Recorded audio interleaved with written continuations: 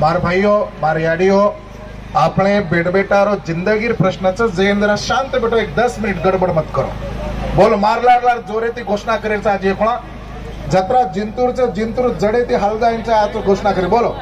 शिवालाल महाराज की जय छत्रपती शिवाजी महाराज की जय भारत रत्न डॉक्टर बाबासाहेब आंबेडकर की जय क्रांती सूर्य महात्मा ज्योतिबा फुले की जय लोकशाहीर अण्णाभाऊ साठे की जय राजमाता अहिल्याबाई होळकर की जय बिरसा मुंडा की जय भगवान बाबा की जय कारी महाराज की जय नायक वसंतराव नायक की जय ईश्वर सिंग महाराज की जय अरे या सरकारचं करायचं काय खाली मुंडक्यावर पाय शिंदे सरकारचं करायचं काय खाली मुंडक्यावर पाय फडणवीस सरकारचं करायचं काय खाली मुंडक्यावर पाय अजित पवार सरकारचं करायचं काय खाली मुंडक्यावर पाय आरक्षण आमच्या हक्काचं नाही कुणाच्या बापाचा आरक्षण आमच्या हक्काचं नाही कुणाच्या बापाचा SIT लागू झालीच पाहिजे झालीच पाहिजे झालीच पाहिजे SIT लागू झालीच पाहिजे झालीच पाहिजे झालीच पाहिजे बोगस घुसखोरी बंद झालीच पाहिजे झालीच पाहिजे झालीच पाहिजे बोगस घुसखोरी बंद झालीच पाहिजे झालीच पाहिजे झालीच पाहिजे संपूर्ण जगामध्ये या भूतलावर जन्माला आलेल्या ज्या महामानवांच्या कार्यामुळे या जगातील दीनदलित गरीब असहाय्य बेरोजगार शोषित पीडित वंचित उपेक्षित आदिवासी भटके विमुक्त या सगळ्या लोकांना जीवन जगण्याची एक संधी त्या ठिकाणी मिळाली जीवन जगण्यासाठी सामर्थ्य मिळालं अशा महामानवांच्या कार्याला सर्वप्रथम मी अभिवादन करतो नतमस्तक होतो माझ्या बंधूंनो आणि भगिनींनो आज या जिंतूर शहरामध्ये मागील 7 ते 8 दिवसापासून आमचे काही सोबती गावागावामध्ये जाऊन तांड्यामध्ये जाऊन प्रचार प्रसार केला आणि घराघरामध्ये जाऊन सांगितलं की आपल्या मुलाबाळांच्या भवितव्याचा प्रश्न निर्माण झालेला आहे आपल्या मुलाबाळांचं सगळं भविष्य अंधारात जात आहे आपल्याला जो मिळणारा 3% आरक्षण आहे ते आरक्षण पूर्णतः खतम झालेलं आहे ही जाणीव जागृती निर्माण करून आज तुमच्या सगळ्यांच्या वतीने या ठिकाणी हा रास्ता रोको आंदोलन आपण करीत आहोत माझ्या बंधूंना आणि भगिनींनो मला तुम्हाला सांगायचं आहे की हा गोरबंजारा समाजच नव्हे हा भटके विमुक्त जातीमधील समाज महाराष्ट्रामध्ये 1 नव्हे 2 नव्हे तर तब्बल 65 ठिकाणी आहेत आणि 65 ठिकाणी आमच्या मतदानामुळे 65 आमदार त्या ठिकाणी मंत्रालयामध्ये निवडून जातात आणि तुम्हाला सांगायचा मुद्दा हा आहे की ही लोक फक्त आपल्या मतदानाचा वापर करतात आणि ज्या ज्या वेळेला आमच्या समाजाचे प्रश्न निर्माण होतात त्या वेळेला हे लोक तोंड उघडायला तयार नाही हे फक्त आपल्या मतदानाचा उपयोग करून आपल्या समाजाचा वापर करत आहात म्हणून येत्या 2024च्या निवडणुकीमध्ये या 65 आमदारांना घरी बसवल्याशिवाय पर्याय नाही ही गोष्ट आपण लक्षात ठेवली पाहिजे माझ्या बंधूंना आणि भगिनींनो हा समाज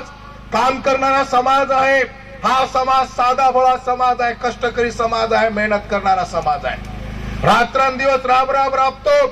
कुणासमोर लाचार होत नाही कुणासमोर भीक मागत नाही हा स्वाभिमानी समाज आहे आणि या समाजाच्या मुलाबाळांच्या भवितव्याचा प्रश्न निर्माण झालेला असून देखील हे सत्तेमधले आमदार आमच्यासाठी जर तोंड उघडायला तयार नसतील तर याची जागा आपण यांना दाखवून दिल्याशिवाय आता पर्याय नाही माझ्या बंधूंना आणि भगिनींनो आपण काबाड कष्ट करून थोडे पैसे जमून आपल्या मुलाबाळांना आपण शिकवतो सगळ्या आई वडिलांकडे डोळ्यासमोर एक स्वप्न असतं की माझा मुलगा शिकला पाहिजे माझी मुलगी शिकली पाहिजे माझा मुलगा डॉक्टर झाला पाहिजे माझी मुलगी डॉक्टर झाली पाहिजे इंजिनियर झाला पाहिजे ग्रामसेवक झाला पाहिजे PSI झाला पाहिजे म्हणून कोडी पैसे जमा करून आपण फार मेहनतीने आपल्या मुलाबाळांना शिकवतो परंतु एवढं शिकवत असताना आम्हाला जे 3% आरक्षण मिळतं हे आरक्षण हे काय हरामखोर लोक खोटे जातीचे दाखले काढून, खोटे जातीचे काय जात वैधता प्रमाणपत्र काढून आपल्यामध्ये घुसखोरी करत आहेत। आणि ही घुसखोरी थोडकी नव्हे तर लाखोच्या संख्येमध्ये घुसखोरी होत आहे। तुम्हाला माहित असा म्हणून सांगतो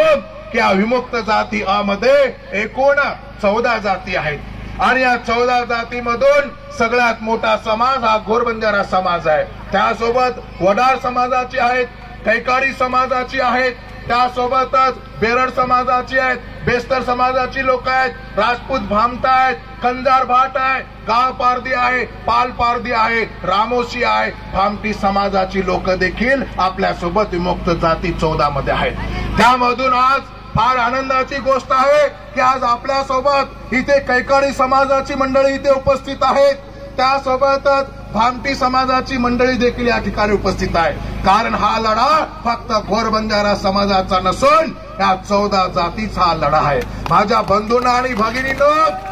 या 14 जातीमध्ये घुसखोरी होत आहे। याच्यामध्ये प्रामुख्याने जे खुल्या प्रवर्गामध्ये, जे ओपन कॅटेगरीमध्ये जे राजपूत समाजाची लोक आहेत, हे राजपूत समाजाची लोक धनवान आहेत, पैशावाले आहेत, पैशाच्या जोरावरती काही अधिकाऱ्यांना मॅनेज करून 4-4, 5-5 लाख रुपये देऊन त्या ठिकाणी खोटे जातीचे दाखले घेतात। राजपूतासमोर भामटा लावून जातीचे दाखले घेतात आणि जातीचे खोटे दाखले घेऊन जात वैधता करून आपल्यामध्ये घुसखोरी करतात। 1931 ला ज्या वेळेला जाती न्याय जनगणना झाली होती त्यावेळेला आपल्या सोबत जे मूळ राजपूत भामटा समाजाची लोक आहे यांची संख्या फक्त मोजून 6,500 होती आणि हर एक वर्षाला साधारणतः 10% लोकसंख्या वाढते असं म्हणतो। तर या अंदाज जर बघितला आपण तर या मूळ राजपूत भामटा या लोकांची संख्या जास्तीत जास्त 25,000 असायला पाहिजे।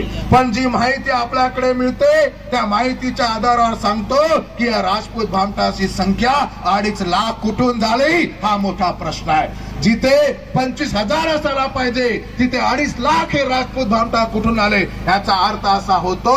की बाहेरचे जे राजपूत लोक आहेत त्यांनी आपल्या नावासमोर भामटा शब्द लावून जातीचे दाखले घेऊन तब्बल 2,45,000च्या घरामध्ये आपल्यामध्ये घुसखोरी केली। जिथे आपल्या समाजाची मुलं नोकरी लागणार होती, जिथे आपल्या समाजाची मुलं कोणीतरी डॉक्टर बनणार होती, इंजिनियर बनणार होती, त्या ठिकाणी आपल्या मुलाच्या तोंडातला घास या लोकांनी हिसकावून घेतला आहे। माझ्या बंधूंना आणि भगिनींनो, एवढंच नव्हे तर 2022 मध्ये एकंदरीत जेवढ्या काही MBBSच्या जागा होत्या त्याची माहिती आपण घेतली। त्या टोटल MBBSच्या जागेमधून तब्बल 305 ठिकाणी या घुसखोरांची मुलं त्या ठिकाणी लागले। जिथे आमची मुलं डॉक्टर होणार होती, जिथे आमची पोरगी डॉक्टर होणार होती, तिथे हरामखोर बोगस घुसखोरी करून आमच्या मुलाबाळांचं भवितव्य लोकांनी हिसकावून घेतलं। एवढंच नव्हे तर यावेळेला MPSCची ज्या काही एकंदरीत जागा होत्या टोटल 17 जागा होत्या, 17 आणि 17 जागेमधून तब्बल 12 ठिकाणी हे घुसखोर घुसले आणि 12 जागा आमच्या हिसकावून घेतल्या। जिथे आमची मुलं PSI होणार होती, जिथे आमची मुलं STI होणार होती, जिथे आमची मुलं तहसीलदार होणार होती, नायब तहसीलदार होणार होती, तिथे हरामखोर घुसखोरी करून यांनी आमच्या जागा हिसकावून घेतल्या। माझ्या बंधूंना आणि भगिनींनो, मला या समाजाला सांगायचं आहे, अरे आपण गावामध्ये तांड्यामध्ये राहतो, अर्धा फूट उकरड्याची जागा जर इकडे तिकडे सरकली तर अर्धा फूट उकरड्याच्या जागेसाठी आपण समोरच्याला सोडलं नाही, त्याच्या डोक्याचा घाव आपण घेतला, त्याच्या जीवावर आपण बेतवली। अर्धा फूट उकरड्याची जागा आपण सोडली नाही कारण माझा हिस्सा मला मिळाला पाहिजे म्हणून। एवढंच नव्हे तर आई बापांमधून जर 2 मुलं वेगवेगळी होणार असतील, 2 मुलं जर वेगवेगळी होणार असतील आणि एका मुलाला एक प्लेट आणि एक वाटी जर कमी आली तर दुसरा मुलगा म्हणतो तो काय तुझा मुलगा आहे, मला काय रस्त्यावरून उचलून आणलंय का म्हणतो। आपण आई वडिलांना हिस्सासाठी एक प्लेट एक वाटी नाही सोडली। माझ्या मित्रांनो लक्ष घ्या। एवढंच नव्हे तर तांड्यामध्ये कुठे शहरामध्ये जर आपण बांधकाम करायला निघालो तर बांधकाम करताना अर्धा फूट जर जागा इकडे तिकडे सरकली तर अर्धा फूट देखील आपण जागा सोडली नाही। परंतु मला तुम्हाला सांगायचं आहे, अरे आई वडिलांना आपण एक प्लेट एक वाटी सोडली नाही, आपल्या सख्या भावाला आपण अर्धा फूट उकरड्याची जागा सोडली नाही, आपल्या सख्या भावाला आपण अर्धा फूट जमीन सोडली नाही, पण इथे हे हरामखोर सरकार आमच्या मुलाबाळांचा हिस्सा त्या ठिकाणी हिसकावून घेत आहे, हे आपल्याला दिसत नाही का? याच्यासाठी आपण कुठेतरी पेटून उठलं पाहिजे. आपल्या मुलाबाळाची जिंदगी त्या ठिकाणी बर्बाद करीत आहे. या ठिकाणी आमचे विद्यार्थी शाळेच्या ड्रेसमध्ये आले, हे चिमुकले सोन्यासारखे बाळ डोळ्यामध्ये स्वप्न घेऊन शिकतायत की मला मोठं झाल्यावर काहीतरी बनायचं आहे, परंतु हे मेहनत करतील आणि आमच्या जागेवर दुसरा कोणीतरी डल्ला मारत असेल तर लक्षात घ्या हे किती दिवस आपण सहन करायचं आहे. आणि म्हणून ही घुसखोरी थांबावी यासाठी गोरसेना व विमुक्त जाती आजच्या माध्यमात